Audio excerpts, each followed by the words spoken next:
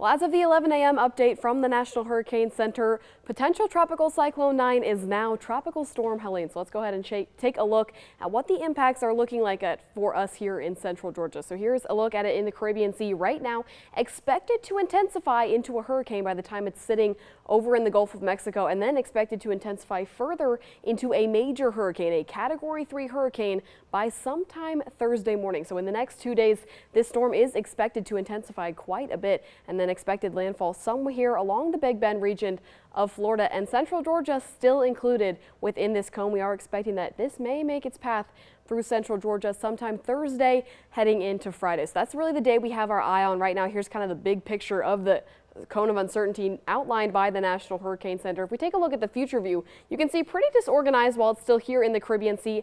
Then as this system starts to hit the Gulf of Mexico, sit over that warm water, that's when it begins to rapidly intensify again. Expected to be a Category 3 storm by the time it does make landfall, expected somewhere in the Big Bend region here in Florida, and then expected to push further through Georgia. Again, not entirely certain at the moment. We're still a few days out from when this would impact us here in central Georgia, but this is the expectation at the moment. We're continuing to watch how this changes model by model run, but because of this, the National Hurricane Center has already gone ahead and issued a couple tropical storm watches and warnings. In fact, most of the Florida West Coast outlined in some of these watches and warnings. So the yellow here, that's your tropical storm watches, and the orange is your hurricane watches. So what we're expecting is that within the next 48 hours, these regions are expected to see hurricane conditions here in the orange and tropical storm conditions here in the yellow. So that's the expectation at the moment, but you'll notice nothing extended for South Georgia just yet. So we're kind of continuing to watch this forecast. Needs to solidify further before they can issue any of these watches and warnings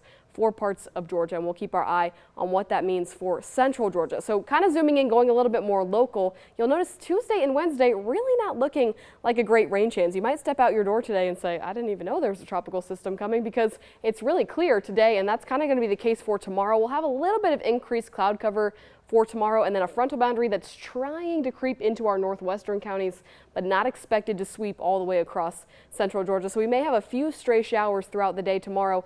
It's really tomorrow night into the overnight hours that this tropical system begins to push some rain bands our way. So you'll notice Thursday morning in the early morning hours, already beginning to see some of these outer bands from this system with maybe a few storms and a couple embedded downpours as well. This continues well throughout the day on Thursday. We're also going to see some gusty winds on Thursday from this system. So that continues throughout the day. There may be a couple breaks in these bands, but they will be right back on their way for Thursday night. Heading into the overnight hours, Thursday night into Friday morning is when we're watching this center of circulation. So again, we're still a few days out from Friday, so this can still change as we head throughout the next couple of days. But right now, the center of circulation is expected to pass right through the center of central Georgia. So that's definitely going to bring the chance to have some pretty gusty winds, some pretty heavy rainfall. And then we're watching for the chance on the east side of this center of circulation for some brief possible spin up tornadoes. So that's really what we're expecting right now. That's why we've issued the weather impact alert for all day on Thursday. We may go ahead and extend this to Friday morning as well, depending on some of these impacts.